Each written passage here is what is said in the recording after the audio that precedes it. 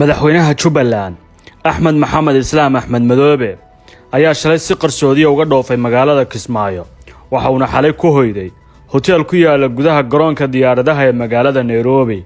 arornimadii hore ee maanta ayuu u socdaalay dalka Imaaraadka Carabta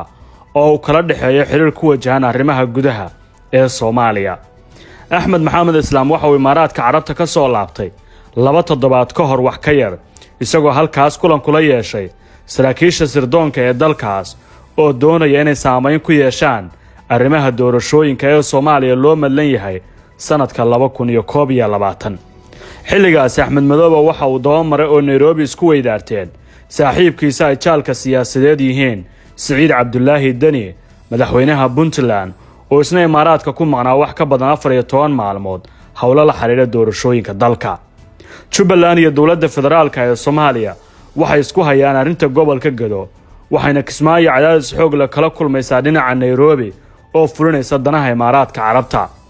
waxay doonayaan labadan dawladood in ciidamada dawladda federaalka ee Soomaaliya halkaas la geeyo laga qaado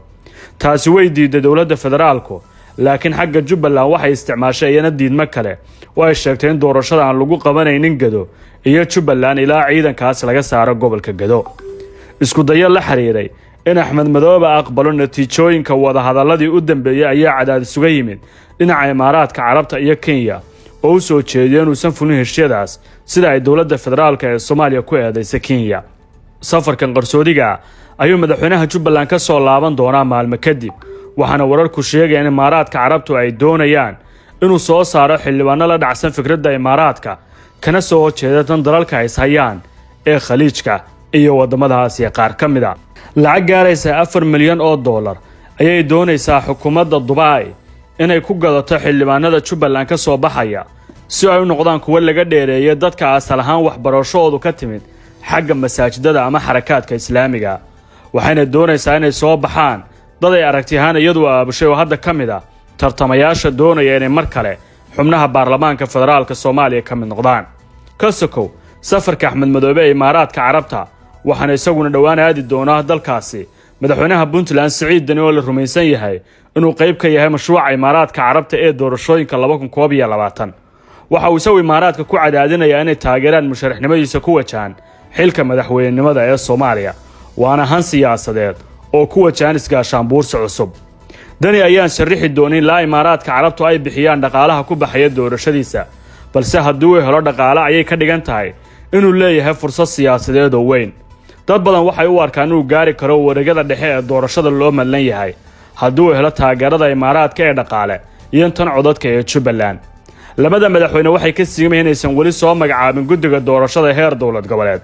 sidaas oo kalena aysan xubnaha u magacaaban guddiyada doorashooyinka heer federaal ee xalinta khilaafaadka kan doorashada aysan dirin islaa iyo hadda arrinta gobolka Gado ayay wadajir u aaminsan yihiin in laga soo qaado ciidamada dawladda federaalka ee ku sugan waxayna qayb ka yihiin isgaashaan buursi xoog badan oo cadaadis xoog leh ay kala kulmayso dawladda federaalka ee Soomaaliya